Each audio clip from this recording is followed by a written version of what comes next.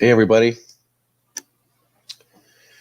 I'm Cliff Chambliss. This is my first live stream, and I'm going to be doing these as often as I can on a regular basis to help out entrepreneurs.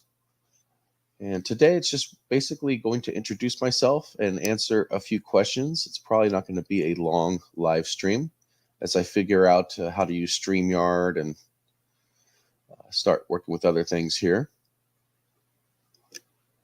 So, about myself, I'm Cliff. I am an entrepreneur. I'm the author of Power Up book, Entrepreneur Power Up. That's why my account in my channel is Power Up Book. That book is being published here in the next couple months. And it's a story about how I started as an entrepreneur at my first business and grew it myself and did not use any paid ads and was able to sell my business within a year without using any of these paid ads. So it was all organic growth. I'm also a business strategist. I freelance on Fiverr and have coached many people, hundreds of people on business, on how to start a business, things to do with their business if they're stuck. And I also earned my executive MBA just a couple years ago in 2022. So I'm very happy to be here and to do this. And what I'm going to do is look at some questions here.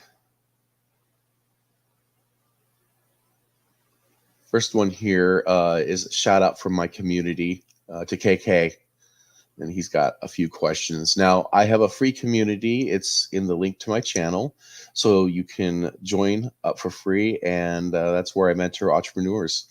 It's on the SKOOL app, so it's really pretty cool.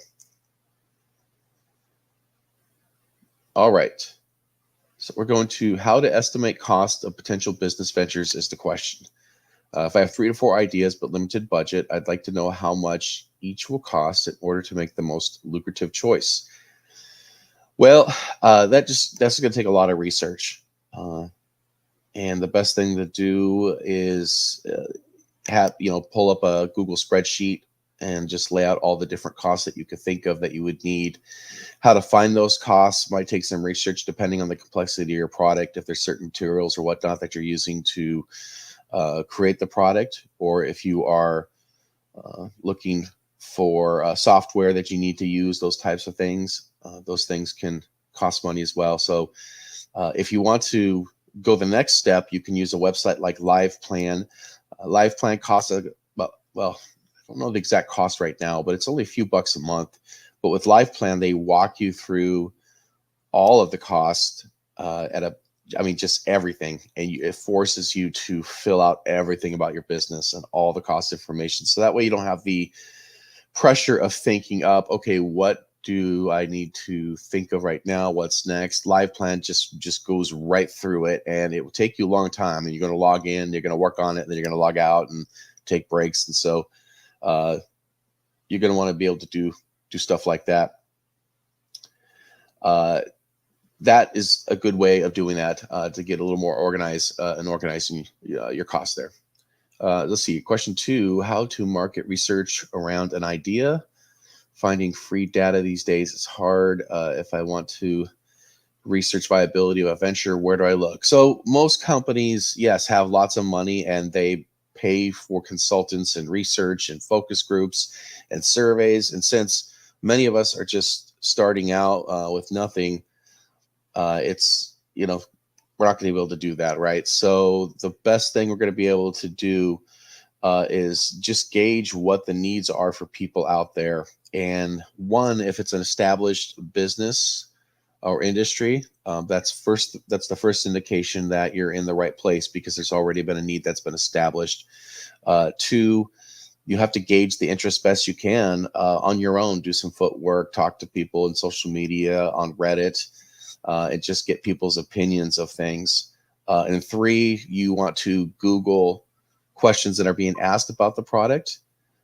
And also, there's a website called Ask the Public. And that's a good way of seeing what kind of questions are being asked, because you want to see if people are searching for solutions to a problem they have, and if your product provides that solution. And that solution can be anything, whether it's entertainment related or not, whether you think it's a real problem. But Ask the Public is free, obviously using the Google search engine and typing in part of your question and see what populates below. That's free as well. Seeing what people are looking for on YouTube and then searching for other companies in that industry is free. So those are a few steps to get you started. The next question is overall steps on how to go about setting up a new business. I know this will vary greatly with each industry. Okay, so that's a really long answer to set up questions on a business. The short answer is that there are basic things that you need to start from the bottom up, right? You need to have a name of your company, a logo. You need a business web domain. I would recommend creating a brand new Gmail account just to manage everything business related to that business. And we also need to figure out how you would structure your business, whether you're going to have a limited liability corporation or just run it as a sole proprietor. And then you want to have a plan of knowing who your market is, who you're going after, what niche you're going after. Those are the basic steps of setting up your business.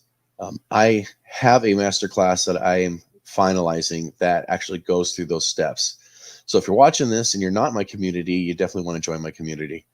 It's a link on my channel page. It's the first thing there. It says join my free community. First link you can see there. So you drop down below and you can see that in the description of my channel page. But back to the answer. It's doing those things to set those basics. You want to also have a bank account set up to make sure you keep your business finances separate. So that way you can be prepared to have an easier tax period at the end of the year.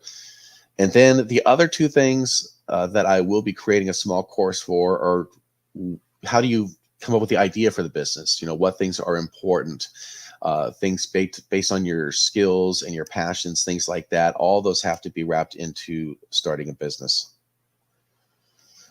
All right, let's go to the next one here. The mindset. I often struggle between whether I should leverage my interests and passions, whether each are very niche or saturated, or whether I should try to tap into something that might not interest me that much, but might have the potential in the market. Okay.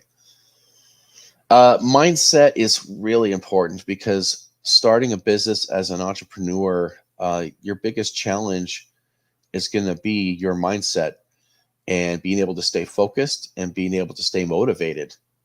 And if you're focused and motivated, then the end result is discipline. And the discipline is what keeps you being able to do this every day. Having discipline enables you to make sure you're going to work at this and not just let this thing fall apart and just fade away.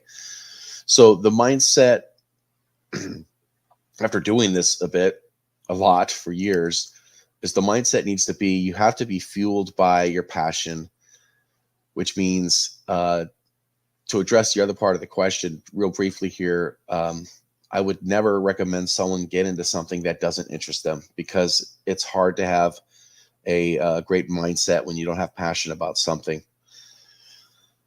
So that's the first thing. But that motivation is really important. Have that passion, have that mindset, and the mindset knowing that things are going to get hard and it's not easy. If it was easy, everyone would do it. So the mindset really is making sure you have a good support system, making sure you're passionate about what you're doing, and being patient and understanding that this takes time. This is hard to build a business, and you have to be very patient, and you have to celebrate your highs and roll with the lows and just get through those, and know that when you start a business, you're going to fail at certain things and have challenges, and that's okay.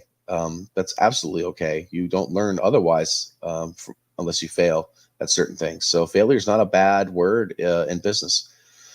So you want to start your business, know that you're going to fail at things, know you're going to have to make changes, know you're going to have to pivot, and understand that it takes time, and it's going to be an emotional journey, and be okay with that. But the mindset also is just to be positive, and know that you're doing something that very few people in the world do. This is really hard. Entrepreneurship is terrifying and scary to a lot of people. So if you are listening to this and exploring this and watching this and thinking about starting your business, and you actually take the step to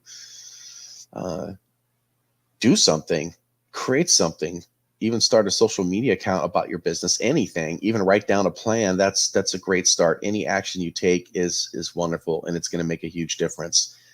I mean, I could talk about mindset for hours, but I think we'll keep visiting that as we talk about things.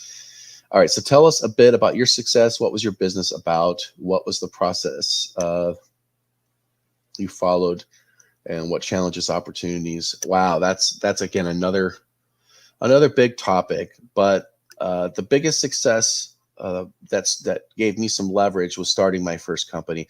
My first company was called GlomTom. Is an ergonomic cushion built for hardcore video gamers. And as a video gamer myself, I love video games. They really foster my creative thinking and abstract thinking. But anyhow, I developed the product because I didn't see anything out in the industry for that, which normally would be a red flag. If you don't see anything, maybe there's not a market for it. But at the same time, how else are we going to innovate? Right? This is the risk of entrepreneurship. I decided to innovate. So I went about I did research for a long time. I ultimately started small to see what people I knew and businesses I knew around me can do, and then had to broaden my search until I found professional businesses and engineering firms and things that can really help me develop the product. So I came to the product idea, and I went to an engineering product development firm, and I paid them to develop the product. We prototyped a couple, and once we found something we liked, we had the factory plans drawn up. They connected me to a factory. I had to raise the money to get that first run mass manufactured. And then I set up my website and set up the warehouse for where these things were to go. There's no way I was going to keep product at my house. I didn't have room for it. This was a truckload of product. So I had to have it go out of a warehouse. And also, I wanted all my time to be spent growing the business, not shipping products out to people. So everything was turnkey and run from my cell phone, my smartphone. So that way, when people bought things, I'd wake up in the morning, see that there were sales and that the product was already being shipped. The tracking number was being emailed to the customers, and they were able to track it, and everyone was happy. So during the day, I was able to spend my time growing the business and building influence in the market. I ultimately did that. This is actually what my book, Entrepreneur Power Up, is about. And the book tells the story of what I did over that year and how I built up a great community and a great following and ambassadors, and found ways to grow my business. So it became successful in the sense that my company was being featured with really popular esports teams and streamers on Twitch, along with other big companies. And so that really bought a lot of leverage with my company. And then ultimately met another company that loved my idea, my product, and offered to buy it. And I sold GlomTom in early 2016 to Scuff Gaming, and have not looked back. It's just a great success. My GlomTom, the product that I worked on with Scuff Gaming is called the Exo Scuff, and it's featured. It had a great review in Forbes magazine. It was featured on Christmas gift lists in Washington Post and People magazine and Seattle Times, and it's just great to see my work out there in this different manner. So just a lot of great success that I've been really happy with and really enjoyed, and has just given me the passion to share this with other people and help other people. It's just an amazing opportunity, and I know it's not very common that people get to do that. So those are some basic questions there. I think I have some more here. We got shout out to Brandon. Wants to learn what to stay away from in regards to online business courses, the business of affiliate marketing and other business ventures, and what to welcome with open arms in order to attain consistent income and financial freedom, so I can feel secure and provide super stable environment for mine and my kids' futures. Yes, that's why we're doing this, right? This is really important. I will say this, that there's no silver bullet on how to start a business online and make millions of dollars. And anyone who promises to have a plan to do that, I just don't believe them. I don't want to call them a liar. They may believe that their plan is the silver bullet, but I don't believe it myself, because if there was an existence of something like that, everyone would be doing it and making millions of dollars online. And that's not the case. So, and I say this very carefully because I have a book that's coming out, right? That's going to talk about how to do these things. I have a free community, and I will offer at some point a very intensive group masterclass where I'll be coaching people through their business personally, through my experience. And that's really more hands-on consulting. But I'm never going to promise people that I'm some type of guru, that to tell them that you're going to make millions of dollars if you follow my method. Here's what I promise, is that I will do my best to share everything I've learned and to help you in every way that I possibly can. And that I can't guarantee you're going to be successful, at least you're going to know the right things to try.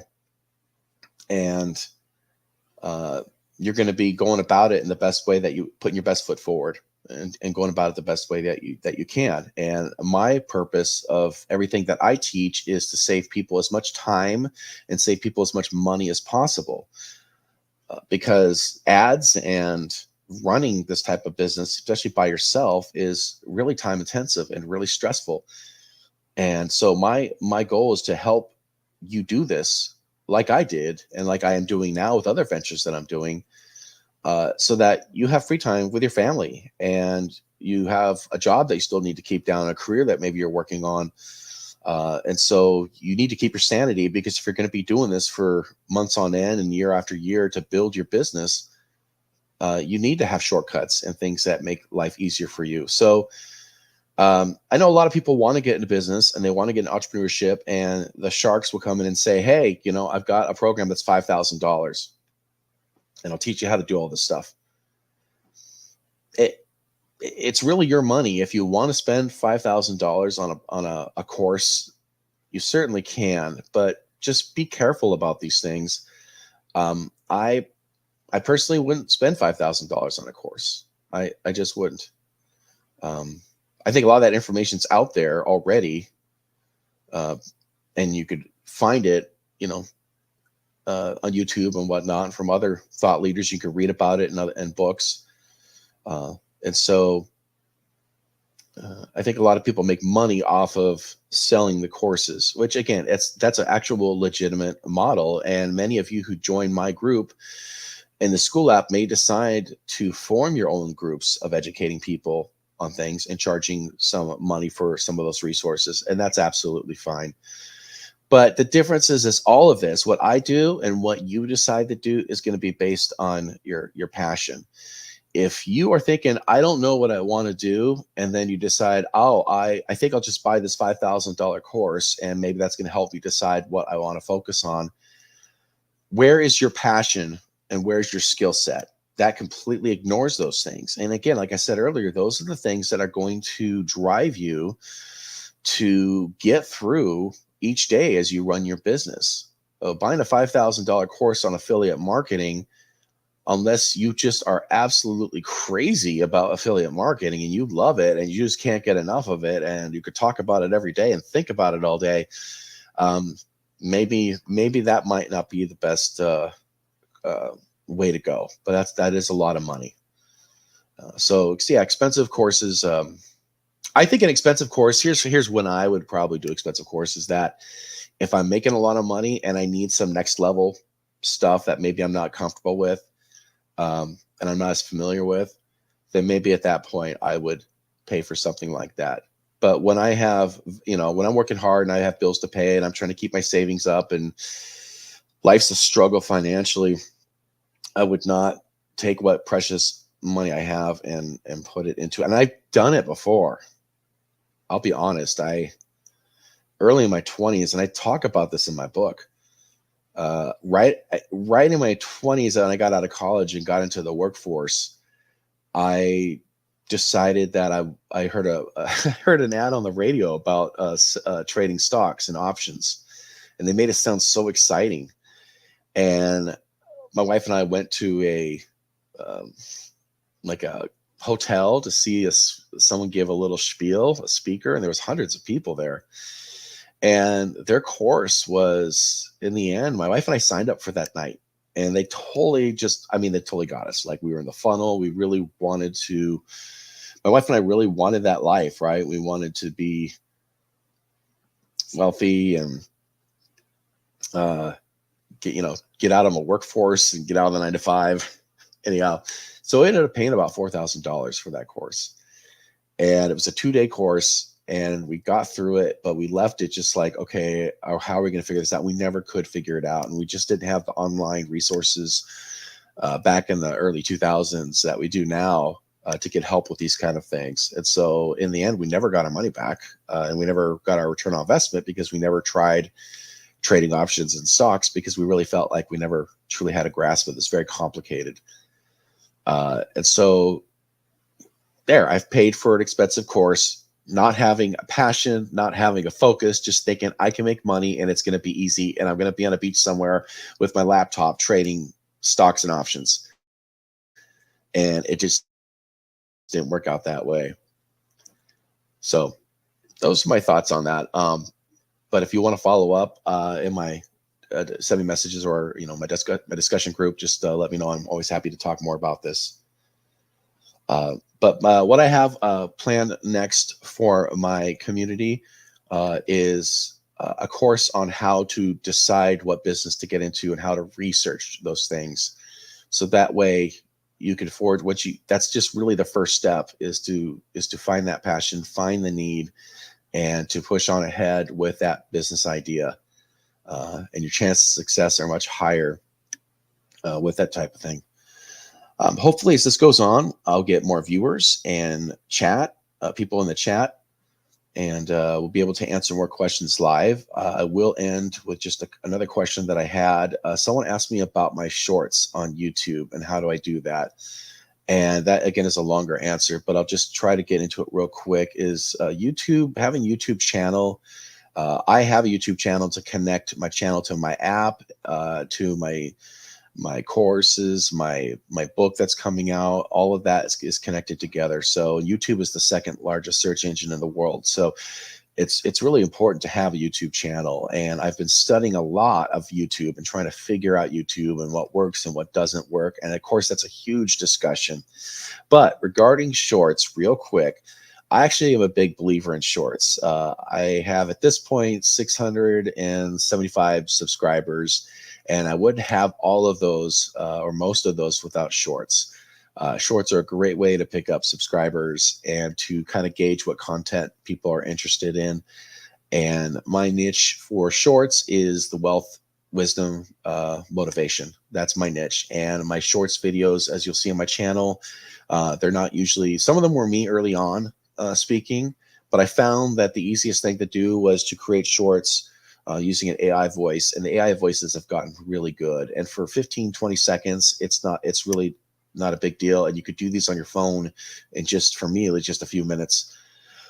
So what I did is I paid someone on Fiverr to create all these compilations of luxury footage of yachts and cars and houses and really cool stuff like that. It makes really great B-roll, just stock footage, because assembling stock footage can take time. So I did outsource that part of it. So I have all this footage, and I mean, I'll probably just create a video on how I do this, but I just basically put the footage on the app. I get the script together. I make sure it looks good. I put the script into another app to get the AI. Then I take the AI voice recording and I put it on top of that footage. I add the music. I shorten up the AI talking to make sure there's not a lot of pauses or anything like that. And I add my logo, and then I throw the video into another app that gives me really good captions, and that are really bright and colorful and timely. And that's all done automatically too. And then when that's done, I upload it to YouTube, and I think about my title really carefully. And I'm very consistent. I've been posting shorts now for say 90 days at least, if not more. I mean, we're coming up on almost 4 months of doing shorts every day. So it has to be something sustainable that you could do, that you enjoy doing, and is quick to get views. And I would say some of my shorts get up to 20 subscribers on one short. Some get, 5 or 10. If I'm getting any subscribers, That's what makes me happy. It's not so much how many views I get. It's great to see one of my shorts get almost 10,000 views, but I really want the subscribers, right? And then the end of my long form video, uh, I have to experiment a lot with that, because a long form video is going to be a lot different than my shorts. But my hope is that my community likes my shorts because they're interested in wealth and making money online. And so my videos are going to be about that, about wealth and making money online. So when people like my shorts, that's great. A little burst of inspiration, maybe, right? A little dopamine hit in their brain. And when they're ready to learn how to make money and really get into something, then my long form videos will be there to offer commentary and help inspire people. So that's basically what I'm doing right now, and I think this is a good start for a live. I just really appreciate you watching this. I will have the technical stuff down. This will evolve as I do this more often, and I look forward to my community growing.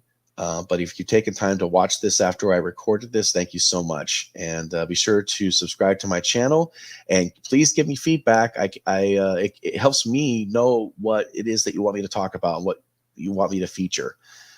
So thank you very much. I'll end the stream now. Take care.